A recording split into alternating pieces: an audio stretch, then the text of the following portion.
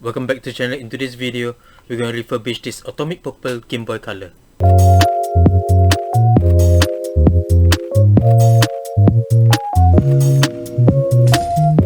If you are new to the channel, do consider subscribing to the channel as you will help the channel grow. We are reaching our first 600 subscribers and I'm very grateful for all your support. Recently, I managed to get this beat up atomic Game Boy Color for $5 from Carousell. The Game Boy screen is burned and the Game Boy shell is completely worn out and yellow. Let's put on 2 AA battery to see if it still works. Let's put on my favorite Game Boy game, Tetris. The light is on and the Game Boy powers up. There is sound but it's a little bit soft. The Game Boy is playing but you can't see anything as the screen is completely burned. Alright, in this video, we're gonna refurbish this Game Boy Color. After inspecting, I will be getting only 2 items for this restoration. A circular polarizer for this Game Boy Color to replace the burnt screen, and a new Game Boy Color aftermarket shell. Since I do not have an original lime Game Boy Color, I will go ahead and order the lime Game Boy Color aftermarket shell from AliExpress. I will leave links in the description below for you to click to purchase the polarizer filter and the Game Boy aftermarket shell. 2 weeks later. Here are some of the tools that we'll be using for this restoration. Firstly, we would like to recommend getting the console repair kit, which has all the screwdriver needed for this restoration. The scraper tool like this will be useful to peel off the old polarizer from the screen, some cotton swab, IPA to clean the motherboard, and glue gun, which will help to remove the adhesive residue from the old polarizer film. Alright, let's start. First, remove the 6 driving screw holding on to the Game Boy. There are 4 screws around the Game Boy and 2 more screws in the battery compartment. These are all driving screws, so use your driving screwdriver to remove all these screws. Keep the original screw as we will need it later. Once all the screws are off, gently lift up the back cover. Using some IPA and cotton swab, go ahead and clean up the motherboard. Take your time with this step. Make sure that the motherboard is clean from dust or from leftover battery fluid. Next, using your Phillips head screwdriver, remove the 3 Phillips head that is holding onto the motherboard. Keep the original screw as we will be needing it later.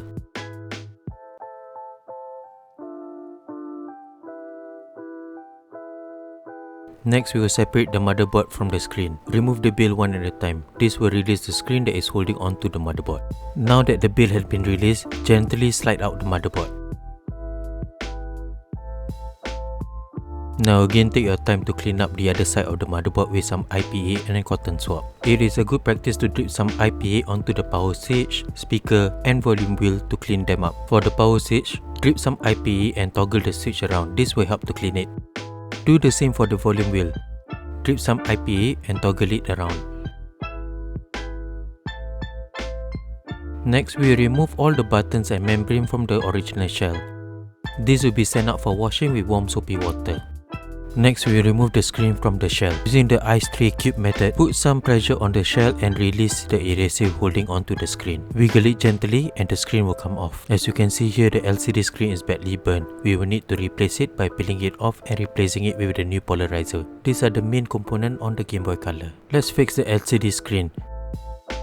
To remove the polarizer film, using a sticker peeler like this or a simple pen knife, starting from the corner, gently run the blade in between the glass and the polarizer film. Go slow as you do not want to scratch the glass. Once you reach the other end, gently peel off the polarizer film. There will be some adhesive residue left behind by the old polarizer film.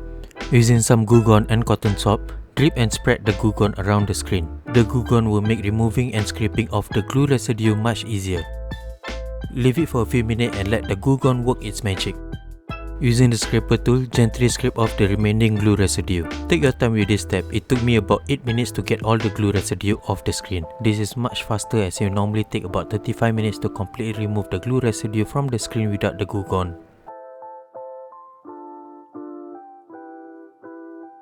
Once you have cleared the glue residue, use a microfiber cloth to wipe the screen. Next, let's install the new polarizer film onto the screen. Take the Game Boy Color motherboard and connect the screen onto the motherboard. This is done by putting the ribbon cable on the screen onto the connector on the motherboard and locking the 2 bail. Next, take the back casing and install the motherboard into the casing.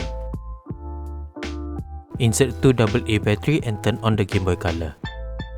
Next, take the circular polarizer film which we had ordered. We will check the orientation of the polarizer film. This is done by placing the polarizer on the screen. Image can only be seen when the Game Boy is on. Align the polarizer onto the screen.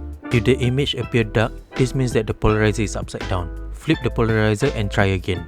Now that we have the right orientation, let's cut the film and install it. Use the old polarizer as a template to cut the new polarizer film. Peel off the protective sheet and paste the polarizer onto the glass.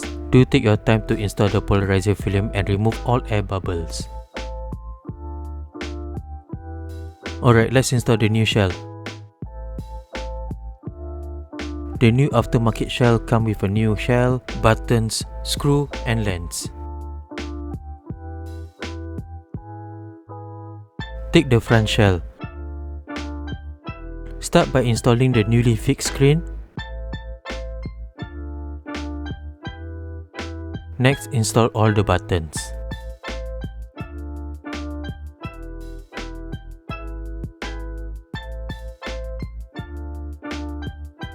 Next, we install the rubber button membrane. Here we are using the button membrane from the original set, the one that we sent for washing earlier. Next, put in the motherboard. Start by putting in the speaker first so that everything will be aligned nicely.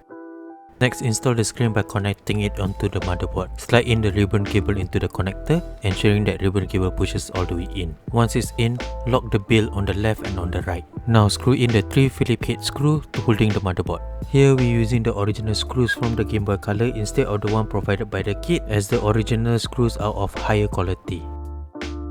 Next, put on the switch, ensure that it is aligned with the switch on the motherboard. Let's put back the back shell and start screwing in the 6 driving screws. Take your time with this step.